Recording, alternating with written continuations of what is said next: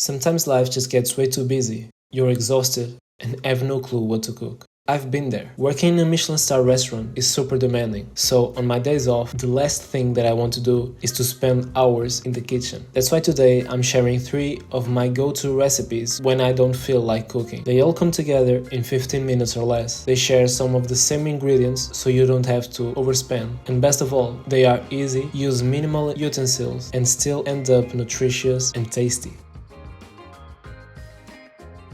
The first recipe, it is a quick and easy tuna paste sandwich. For this sandwich, you will need canned tuna, red onion, dill, roasted piquillo peppers. These peppers are sweeter, but if you can't find them, just use roasted red bell pepper, cream cheese, arugula, and a bread of your choice. Start by finely dicing the onion and the dill. In a bowl, mix the drained tuna with onion, dill, cream cheese or mayo if you prefer, a splash of olive oil, and season to taste with salt and black pepper. For the greens, toss the arugula with olive oil, vinegar and salt. Now for assembly. Slice your bread wide open, layer the seasoned arugula on the bottom, add the roasted peppers on top, then spread the tuna mix. For a little kick, I drizzle some sriracha. And that's simple as this. Super quick, but also super satisfying. Sandwich, it's always a great option. You can prepare it ahead on time, it's quick and easy to make, and you can simply just grab it and go. Next up is a frittata, one of my favorite meals to clean all the leftovers that you may have in the fridge. Eggs are so versatile, and if you make a big tray in the oven, you've got a meal for days. For a small one, crack 5 eggs into a bowl and whisk them. In a 14 cm pan, over medium heat, melt some butter, then toss in quartered cherry tomatoes. Let them cook until most of the liquid evaporates. Now, pour in the eggs and add whatever you've got. In this case, I'm using cheese, ham and fresh herbs from the previous recipe. Season with salt and pepper to taste. The trick here is to stir continuously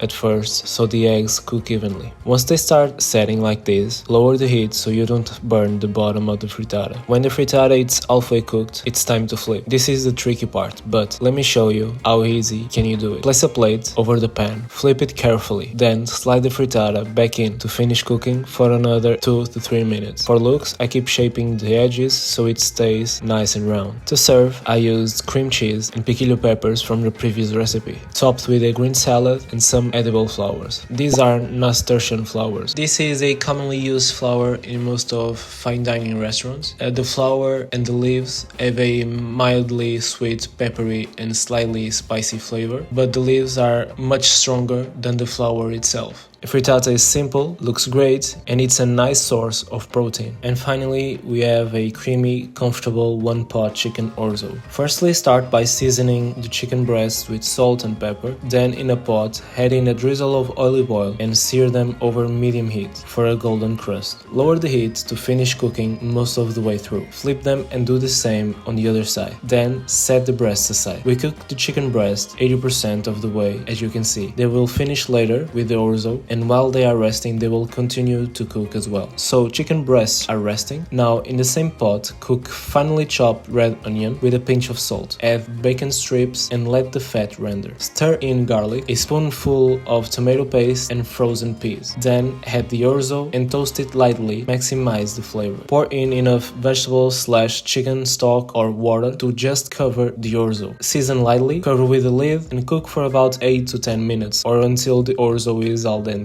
Once the orzo is tender, stir in Parmesan cheese and a bit of butter if you want it to be extra creamy. Refine the seasoning if needed. Put the chicken back in the pot with the resting juices that the chicken breast released. Cover and let it finish cooking in the residual heat for about 2 to 3 minutes. Now into plating. Pour into a plate 2 scoops of orzo. Slice the chicken in medium slices. And as you can see, it's juicy, not dry, just the way it should be. And plate it over the creamy orzo. Garnish with parsley, dill and some onion flowers. You got comfort food but elevated. And that's it. 3 easy and satisfying meals ready in 15 minutes or less. Just because you don't feel like cooking doesn't mean your food needs to be boring or dull.